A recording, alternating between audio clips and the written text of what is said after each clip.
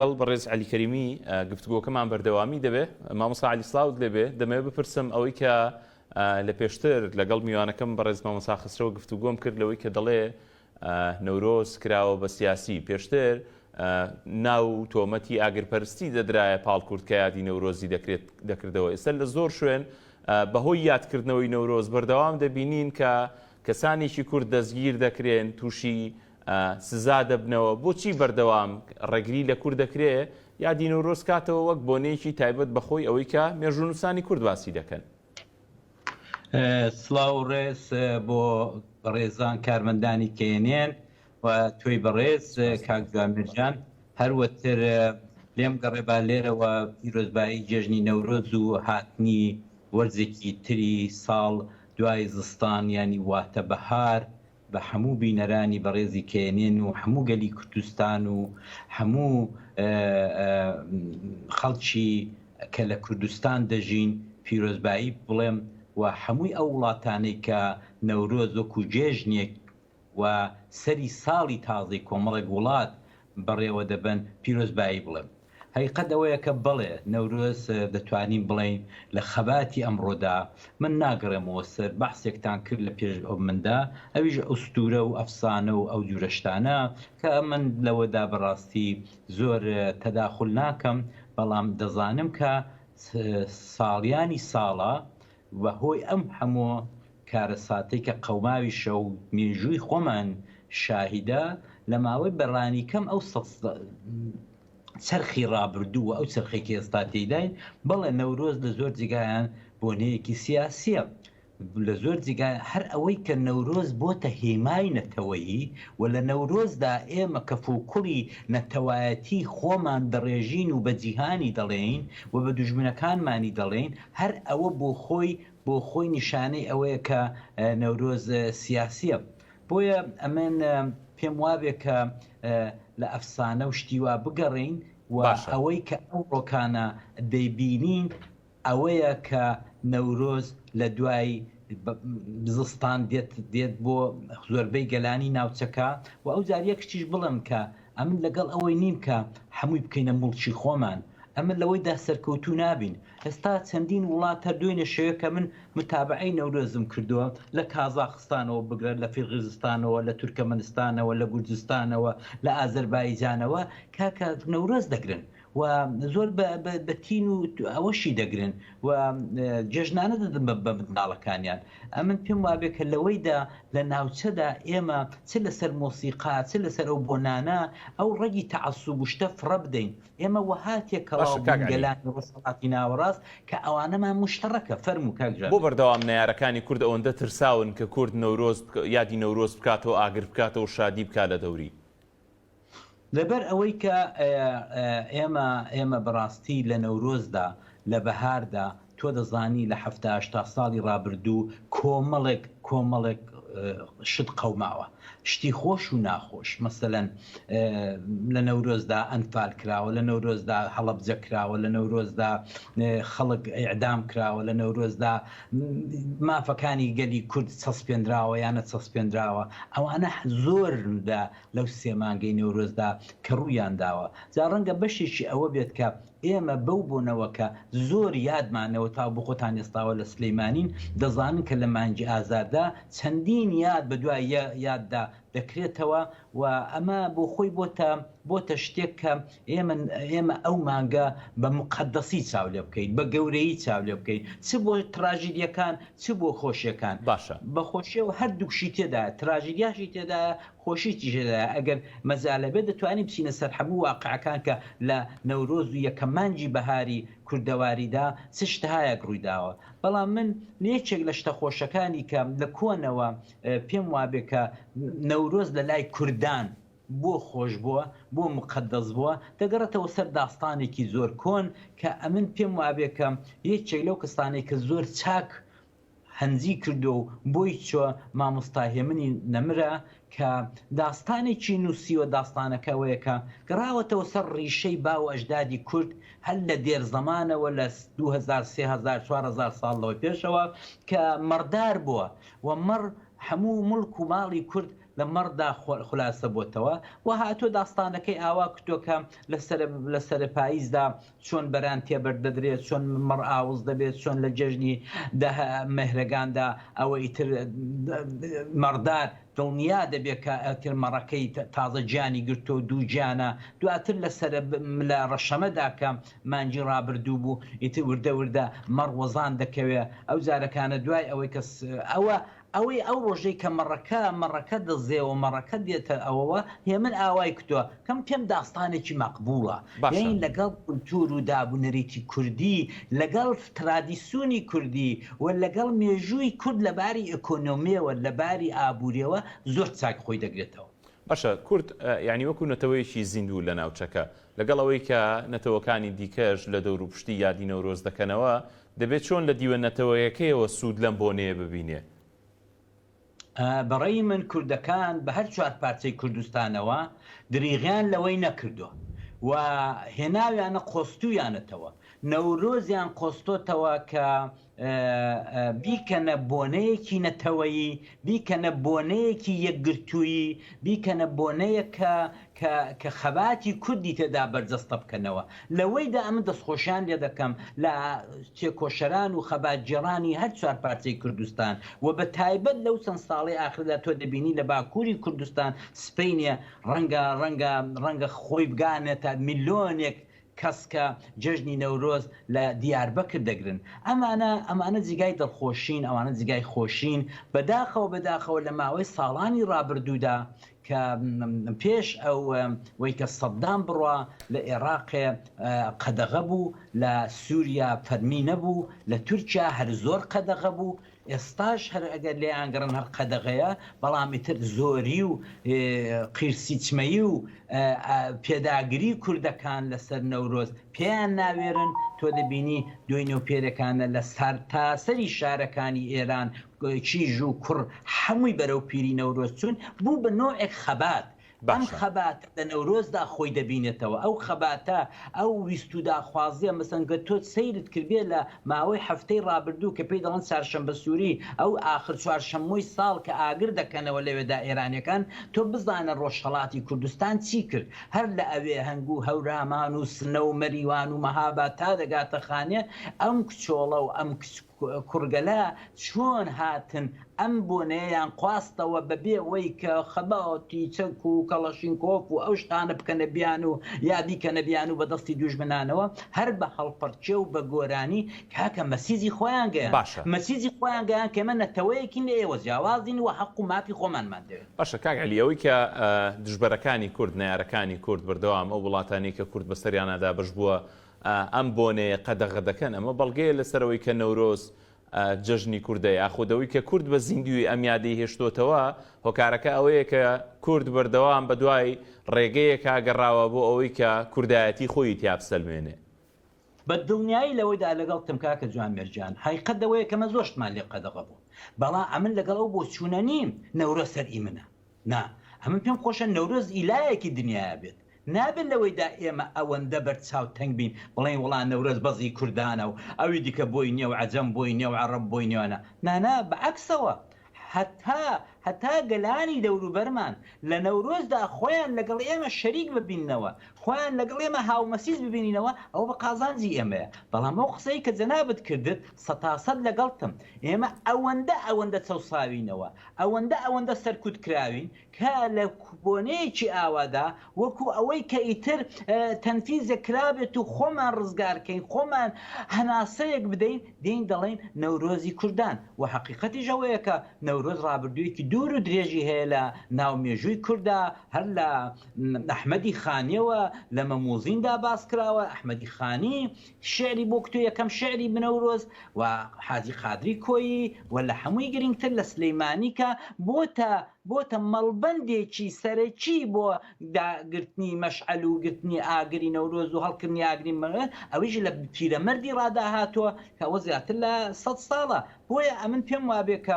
ئەمە لێرەدا بەڵێ نەورۆزی کوردانە، نەورۆزی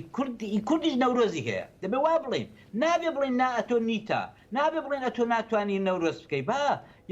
نەورۆز ئەوەندەی کە ئەتۆ ئێستا مەسەلەن چاویلەکە ئێمە لە باشووری کوردستان، لە هەمووی کوردستان ساڵ تازە نابێتەوە، بەڵام لە فارسەکاندا ساڵ تازە دەبێتەوە. لە ئازەربایجان ئەوە نەورۆز وەکو جەژنێکی گەورە دەگرن. بۆیە ئەمن پێم وابێ کە تا ئەم ساڵانەی ئاخرێ کە خەباتی سیاسی و پێشمەرگایەتی ئاوا جەمین نەبوو، تێکەڵ نەبوو، ئێمە ئەبە و قیمەتە گەورەی، ئەبە و سیارە گەورەی، بەو نرخە گەورەی نەمان دەڕوانی بۆ نەورۆز. ئێستا من دەستخۆشی دەکەم بە تایبەت لە هاوڵاتیانی باکوورم کە بە نوعێک بۆتە بەرهەڵسکاری لە مقابل شۆینیزمی تورکدا. شۆینیزمی تورک وای لەوانە کردووە کە کاکە منیش نەورۆزم هەیە، منیش نەورۆز دەکەم، منیش ئاگرم هەیە. ئەمانە نوعێک خەباتێکی بەڕاستی ئیجابین و دەبێت پەرە پێ بدرێت. جاران لە عێراقە نەبوو، بەڵام ئێستا دەبینی کە باشووری کوردستانیش بەو حرارەتەوە بەرەو پیری نەورۆز دەچێت. ئەمە دەستخۆشیان لێ دەکەم و لە کوردستانی ئێرانێ بڕوان پێ بکە. ئەو کاتی کە من گەنج بووم مێر منداڵ بووم لە کوردستانی ئێران لە شارەکانی بە تایبەت موکریان و سابلاغ و سەقز و بۆکان هێندە مهتەم نەبووین بە نەورۆزێ، ما هەر مهتەم بووین بۆی کە مەکتەبدا دەخرێت و ئەوانە. بەڵام دواتر دەبینی کە خەباتی سیاسی تێکەڵ بە جوڵانەوەکانی خەڵکی کورد بوو و جوڵانەوەی خەڵکی کورد لە ڕۆژهەڵاتی کوردستان لە ساڵی 79 سەری هەڵدا. ئێمە نەورۆزمان گەورە کردەوە، ئێمە نەورۆزمان کردە مڵکی خۆمان. ئێستا لە ڕۆژهەڵات یعنی دەبینرێ نزیکەی مانجێک بەردەوامی و پسڕ ئاهەنگە ژێڕێ بۆ نەورۆز. ئەم تێڕوانینەی ئێستا چی وای کردووە کە یعنی جەنابەت باسی پێشترت کرد کە چۆن یادی کراوەتەوە ئەم گەرم و گوڕی ئێستا پاڵنەرەکەی چییە؟ ئەمن زۆر دەستخۆشیان لێ دەکەم بەڕاستی و زۆریش خۆشحاڵم کاکە جوانبێرجە. ئەوە جوابێکی تند و تیژ و ڕێک و پێکە بۆ خەباتی مەدەنی کە ئێمە ئەو ڕۆکانە ئیتر یەک چەکمان هەیە، یەک خەباتمان هەیە لە ڕۆژهەڵاتی کوردستان و لە ئێران و دەتوانم بڵم لە عێراق و دەتوانم بڵم لە هەمووی لە تورکیا. ئەویش ئەوەیە کە خەباتی مەدەنی بەو گەنج و کوڕگەلە دەکڕێت کە ئەو ڕۆکانە لەسەر جادەکانن. ئەمە زۆر شتێکی باشە، زۆر ئەمە جوابدانەوەیەکە بۆ ئەوەی کەمە بمانوێ نەمانوێ. ئێوە خۆتان لە من باشتر دەزانن کە خەباتی سیاسی و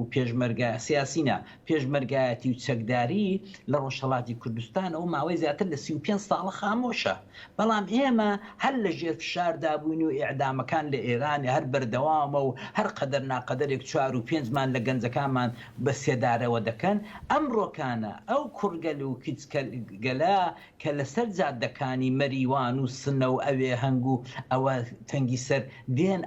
ئەو نمایشە گەورانە دەکەن. بەڕێی من ئەمە گەورەترین فیشەکە، گەورەترین تۆپە کە بە پایە و ئەساسی ڕژیمێکی دیکتاتۆرەوە دەندرێت. ئەم پێم وابێ ئەم خەباتە زیاتر دەنگی داوەتەوە، زیاتر نانی داوە، زیاتر بەرەوی ئەستاندووە لەو خەباتەی کە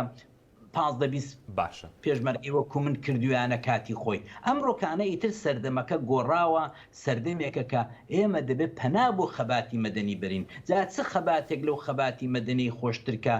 تەواوی ئەکتەر و مەکتەری فارس و عەجەم و تورک بێن چاو لە ئێمە دەکەن، چاو لە گۆرانیەکانمان دەکەن، چاو لەو تیپی مۆسیقانە دەکەن کە کوردەکان لە ڕۆژهەڵاتی کوردستان یا لە باکوور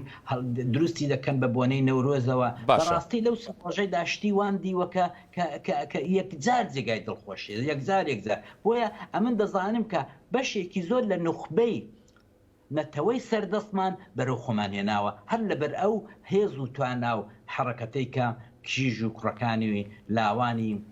ڕۆژهەڵاتی کوردستانیایی کوردستانیا بە تابەتی باکوور ئەمە سپینێت چاوەڕێ دەبین لای لیۆڕۆی دەزانین کە لە باکوور چی دەقەومێت و ئەوە هەموو جێگای دڵخۆشیە کە ئێمە ئیتر بەرەو خەباتی مەدەنی دەڕۆین. ئێمە ئیتر چی دیکە ئەوە ناکەین کە براکوژی بکەین شەڕ بکەین. خەڵک دەتوانێت ئێستا وا پێناسی بکە کە ئیرادەی کوردایەتی بەردەوام لە برەودان و گەشە سندنایە، بەڵام شێوازی شۆڕشی کوردی لە پارچەکان گۆڕاوە. ئێستا شۆڕشی مەدەنی برەوی سندووە نەک ئەوەی کە ئیرادەی کوردایەتی پاشەکشەی کردبێ. 100% لەگەڵتم. نەتەنیا ئیرادەی کوردی پاشەکشەی نەکردووە، بە قووەت بووە، زۆر بە قووەت بووە. تۆ سەیری کە هەر لەم سلەیمانەیە کە تۆ جەنابەت لێوە دانیشتووی بزانە چیها لەباری فەرهەنگی، لەباری مۆسیقا، لەباری شێعر، لەباری کتێب ئەم هەموو کتێبەی کەم بۆ خۆم لەوێم دەزانم چیها کتێب چاپ دەبێ و چیاوانە ئەمە هەمووی بەشێکن لە خەباتی مەدەنی بۆ بەرژەوەندی خەباتی نەتەوەیی و ئێمە خەباتی نەتەوەییمان ناکامڵە ئێمە دەبێت بزانی خەباتی